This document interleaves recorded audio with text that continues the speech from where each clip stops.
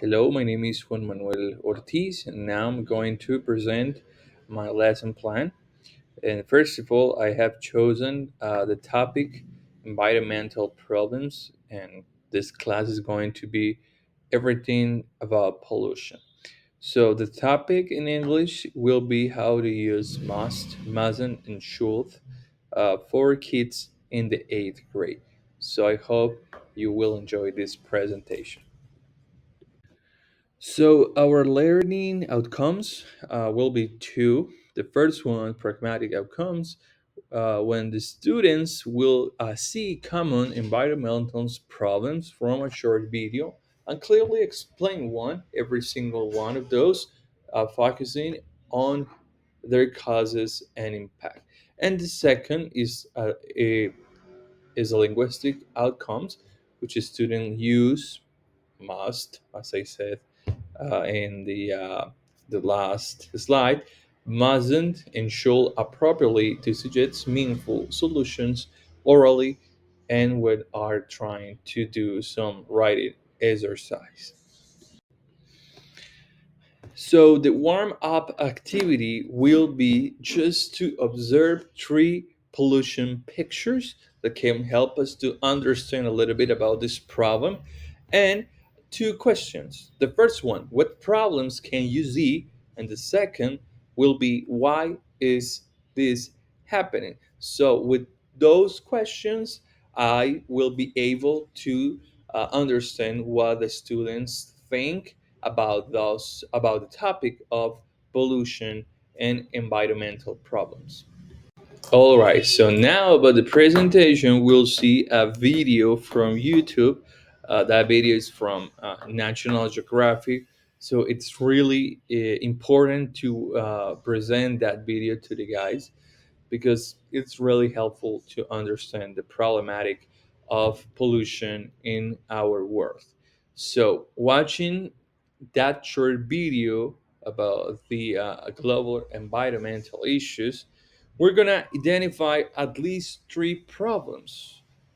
And also, I'm gonna introduce a little bit how to use must not, and should in a grammar sentence, for example, and using some examples uh, that really can help us to understand the topic.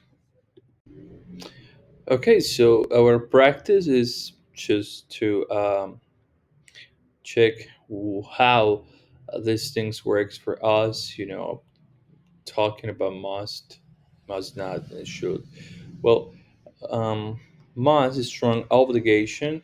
So, for example, I have chosen one example. So, which is factories must treat they waste.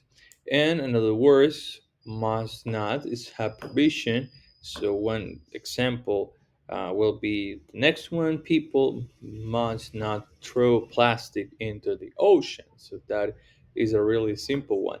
And truth is like kind of advice that we can use when we are trying to explain something, or just writing or um, improving our skills. For example, we should save water, and the practice activity for the students is just work in a group, and each group reads a short description of an environmental problem. That issue, I have it right there in the lesson plan, and underline keywords a answer on a worksheet. For example, what is the problem? What is happening with that particular issue? And why is it happening?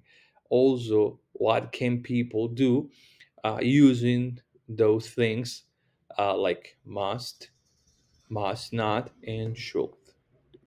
And at the end of this lesson plan, the students, they are be able to uh, play a little bit in a really nice game that I made in World app.